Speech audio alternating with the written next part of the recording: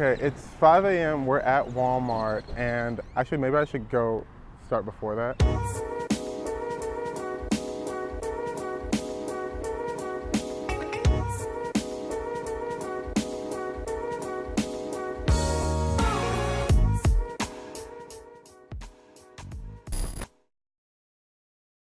Last Thursday, I talked to someone who I thought was the night manager, only to find out at 5 a.m. today, while my cast and crew were here, that I in fact did not talk to the night manager, because the actual night manager came up to me and told us to stop what we were doing, and we had a very long discussion, and it ended in us getting kicked out, which is why I am outside right now instead of inside filming like I was supposed to be for 2 hours. And that's not going to happen. But now we have to find a different location, more than likely. She said that she's going to try to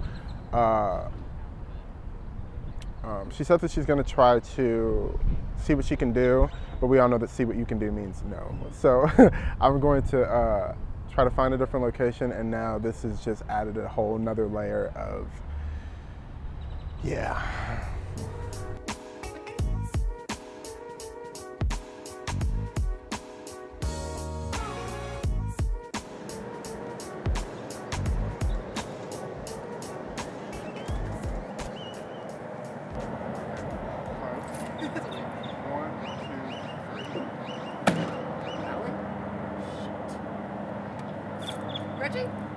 When I went through the first obstacle and I had to rewrite the script and move the production outside, it became much more difficult because the jobs that I needed I didn't have like assigned, because I had to basically rewrite the whole thing in like a day.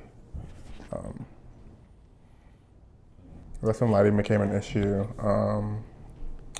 Yeah, it was just really way more difficult than I anticipated it would be, but that's filmmaking for you, so.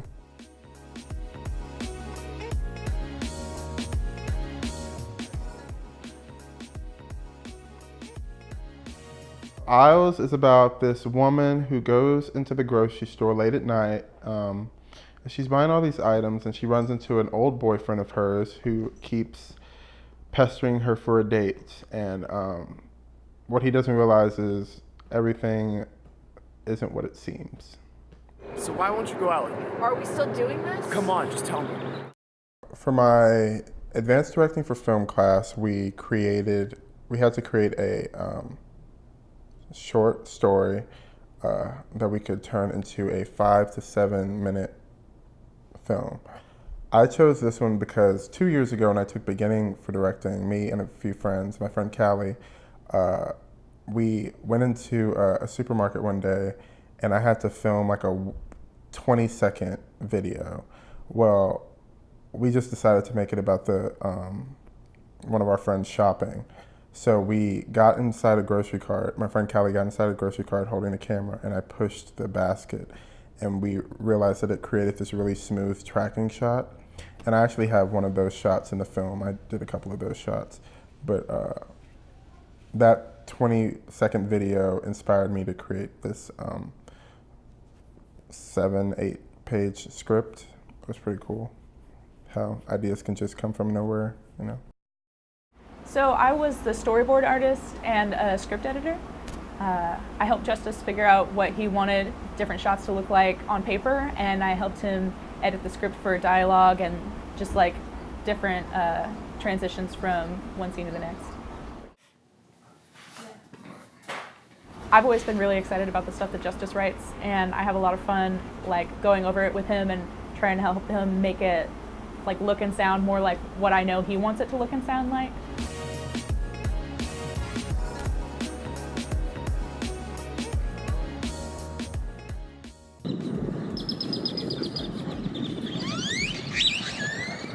Okay, no, okay, and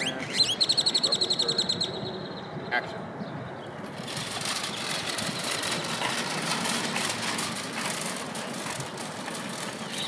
All right, cut. All right, we're gonna do that again. The reason I had chose Sydney and Tony for my productions because I had seen them in previous productions. I thought they were really talented, and I thought that Sydney could, no offense to her, I thought that she could play crazy really well. She's a really talented actress, and Tony is just charismatic as hell, so it was pretty easy choosing my actors. I play the role of Natalie. She's just a suburban woman.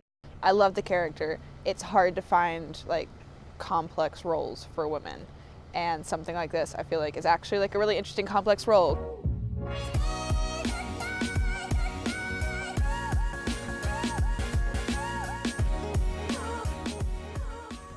In this production, I play Reggie. I play he's sort of the ex-boyfriend of the main character, what I would say, and yeah, he's sort of. I think he's trying to reconnect. He's very blunt, and he's very, like, I would say socially strange. Like, he doesn't think he understands how the best way to approach people is. But yeah, Reggie. That's who he is.